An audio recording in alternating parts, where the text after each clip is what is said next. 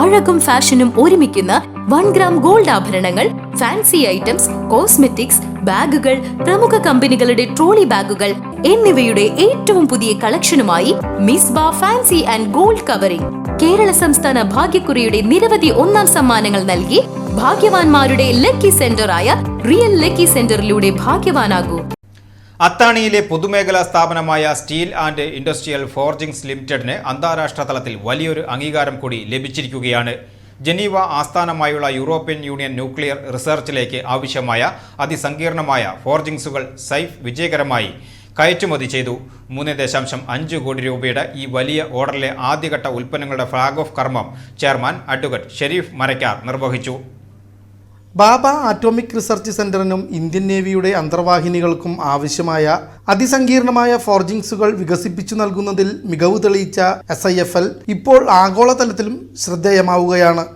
India ഉൾപ്പെടെ 24 രാജ്യങ്ങൾ അംഗമായ യൂറോപ്യൻ യൂണിയൻ ന്യൂക്ലിയർ റിസർച്ചിൽ നിന്നും കേരളത്തിലെ ഒരു പൊതുമേഖലാ സ്ഥാപനത്തിന് ആദ്യമായാണ് ഇത്തരമൊരു ഓർഡർ ലഭിക്കുന്നത്.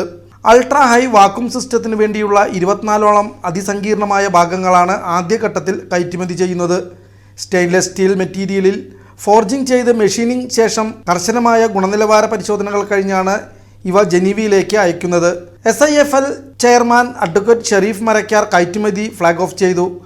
ആദ്യത്തെ കൺസൈൻമെൻ്റ് ആയിട്ട് 67 ലക്ഷം രൂപയുടെ വാല്യൂ ഉള്ള ആദ്യത്തെ കൺസൈൻമെൻ്റ് ആണ് ജനീവ ആസ്ഥാനമായിട്ടുള്ള സേണിലേക്ക് നാം ഇപ്പോൾ ഡിസ്പാച്ച് ചെയ്യും.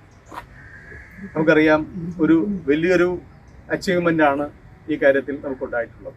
കയറ്റുമതിയിലെ ആ മേഖലകളിലെ മുന്നോട്ടുള്ള പ്രയാണത്തിൽ നമുക്ക് ഏതാണ്ട് 22 കോടി രൂപയുടെ കയറ്റുമതി നമുക്ക് SIFLന് ഈ കാലയളവിൽ ചെയ്യാൻ കഴിഞ്ഞിട്ടുണ്ട്. ഇനി മുന്നോട്ടുള്ള പ്രയാണത്തിൽ ഈ ഒരു ചൂട് വളരെ നിർണായകമാണ്. കാരണം ഇത് സമയബന്ധിതമായി വളരെ കൃത്യതയോടുകൂടി ഗുണനിലവാരത്തോടുകൂടി സേണിന് നമ്മൾ സപ്ലൈ ചെയ്ത് കഴിഞ്ഞാൽ കൂടുതൽ ഓർഡറുകൾ സേണിൽ നിന്ന് നമുക്ക് ലഭിക്കും. അപ്പോൾ എക്സ്പോർട്ട് മാർക്കറ്റിലെ ആ ഒരു ഇടിച്ചു കയറ്റത്തിൽ ഇത് നിർണായകമായിട്ടുള്ള ഒരു വഴിത്തിരിവാകും എന്നുള്ള കാര്യത്തിൽ യാതൊരു സംശയവുമില്ല. ബാക്കിയുള്ള കൺട്രീസിലേക്ക് നമ്മൾ കൂടുതൽ ഇൻറോഡ്സിന് വേണ്ടിയിട്ട് ശ്രമിച്ചുകൊണ്ടിരിക്കുകയാണ്.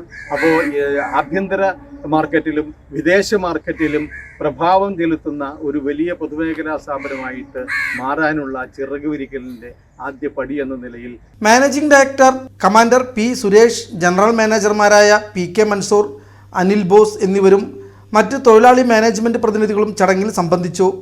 നിലവിൽ അമേരിക്ക, ഖത്തർ, തുർക്കി, പോളണ്ട് തുടങ്ങി വിവിധ രാജ്യങ്ങളിലേക്ക് SIFL ഉൽപ്പന്നങ്ങൾ കയറ്റുമതി ചെയ്യുന്നുണ്ട്.